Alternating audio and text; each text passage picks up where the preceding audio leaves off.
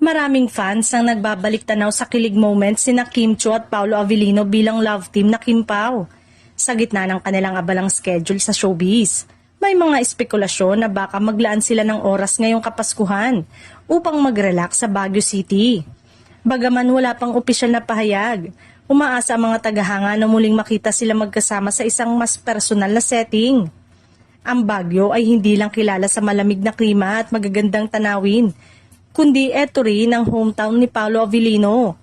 Ipinanganak at lumaki siya sa lungsod bago lumipat sa Manila para sa kanyang showbiz career. Dahil dito, natural na bumalik siya sa Baguio tuwing holiday season upang makasama ang pamilya at magdiwang ng Pasko sa kanyang lugar na paborito.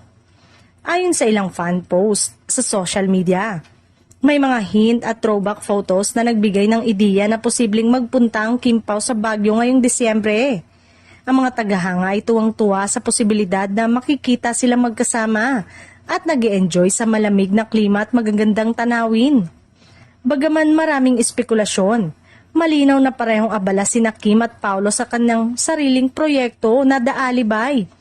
Ang aktibidad na ito ay nagdudulot ng excitement sa fans dahil ipinapakita nito na kahit abala, patuloy silang nagkakaroon ng moments na magkasama na lalong nagpapatibay sa kanilang relasyon. Sa kabila ng kawalan ng opisyal na kumpirmasyon, nananatiling hopeful ang mga tagahanga na baka eto ay maging isang espesyal na pagkakataon para sa Kim Pao upang mag-relax at mag-enjoy sa isa't isa sa hometown ni Paolo.